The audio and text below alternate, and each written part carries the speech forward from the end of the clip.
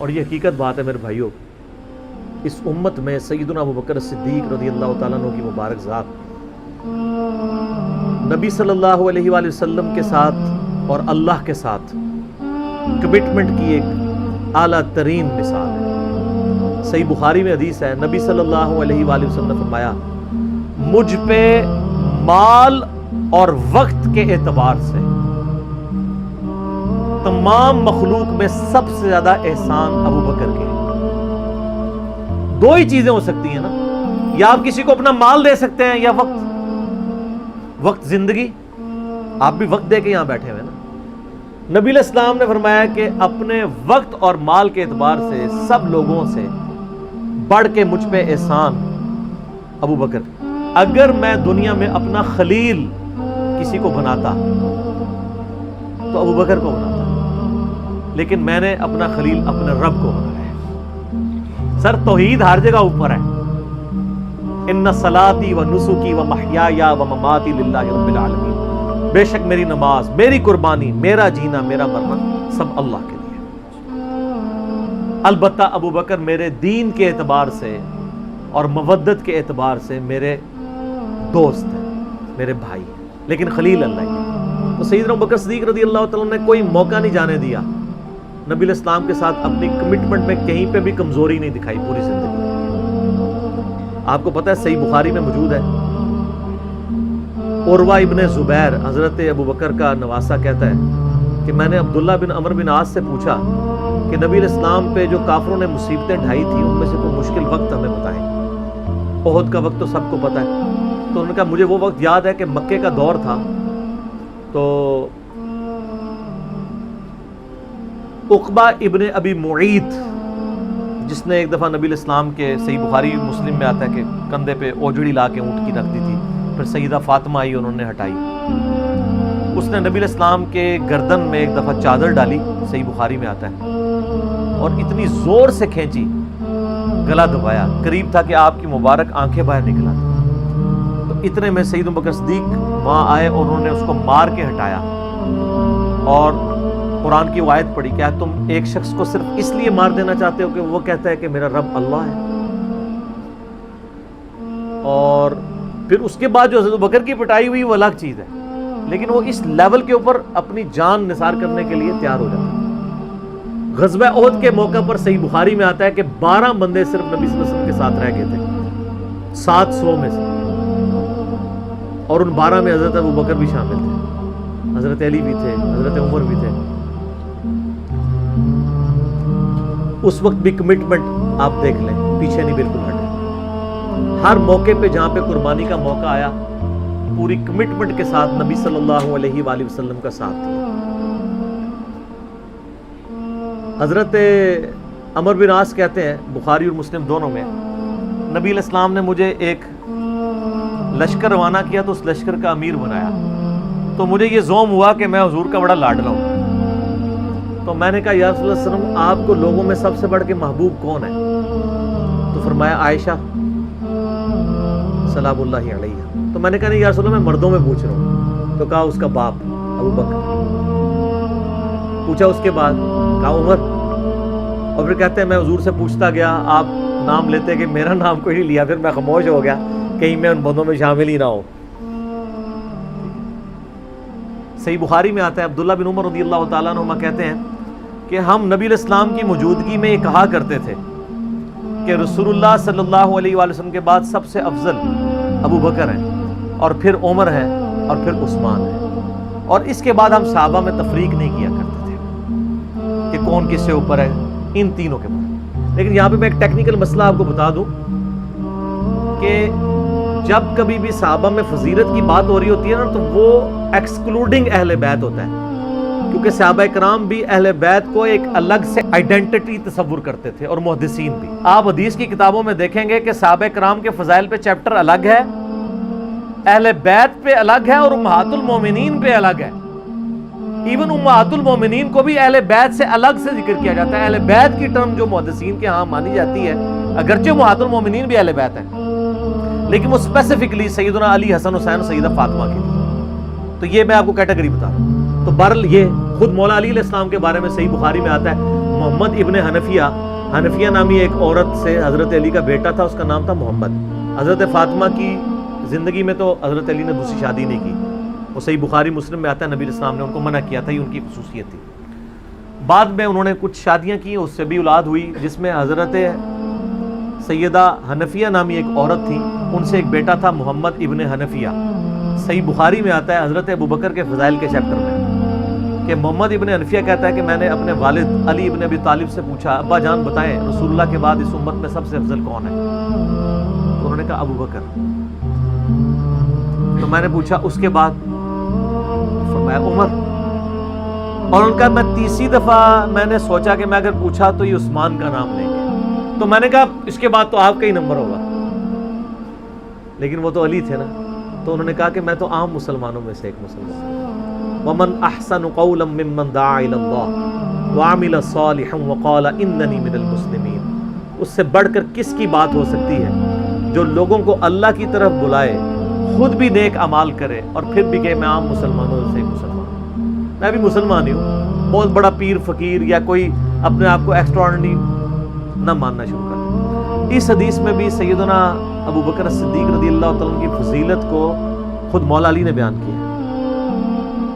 پھر بخاری مسلم میں وہ جو حدیث ہے سقیفہ بنی ساعدہ والی، جو اختلاف ہوا تھا، اس میں آپ کو پتا ہے سیدنا علی نے بیعت نہیں کی تھی حضرت ابوبکر کی 6 مہینے تک، بخاری مسلم دونوں میں آتا ہے۔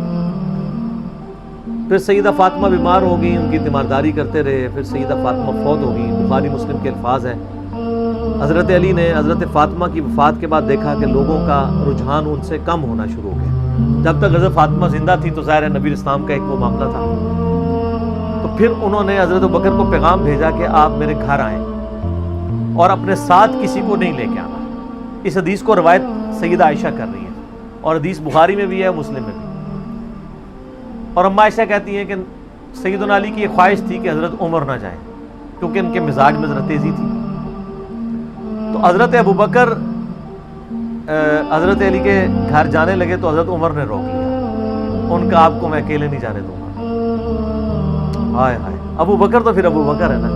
انہوں نے کہا اللہ کی قسم نبی کے گھر والوں سے ہمیں کوئی شر کی امید نہیں ہے۔ ان کو تھا کہیں بلا کے ایجنسیوں کے ہاتھوں گرفتاری نہ کروا دے۔ آج کے دور میں بات کروں تو حضرت بکر اکیلے گئے۔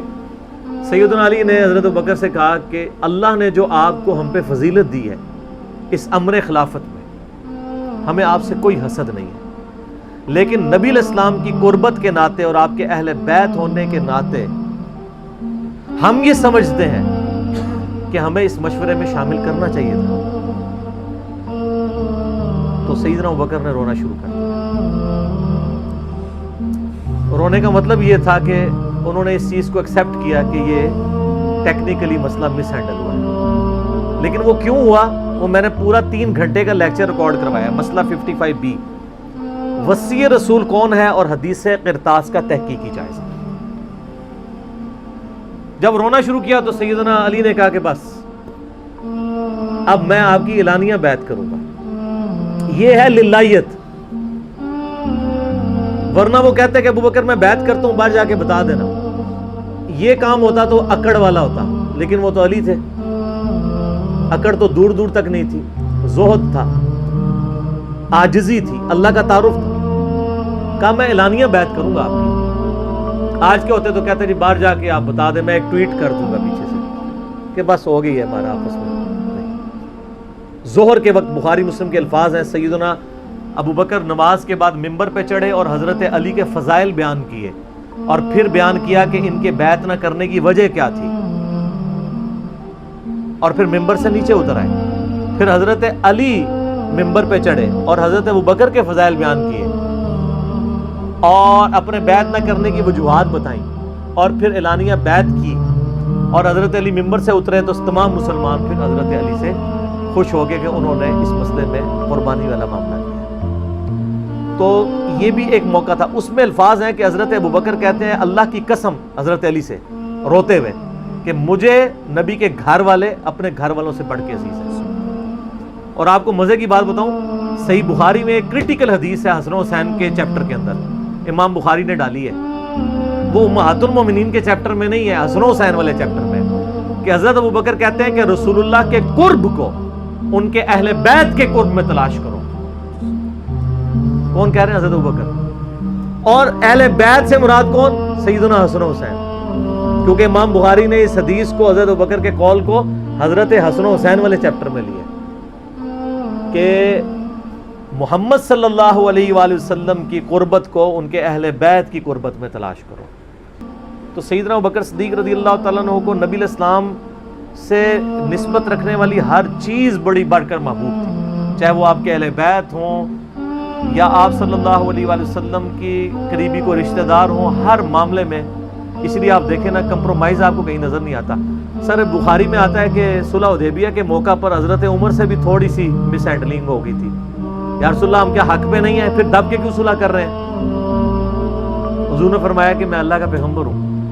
پھر بھی تسلی نہیں ہوئی، حضرت ابوبکر کے پاس آئے، پھر حضرت ابوبکر نے ڈانٹا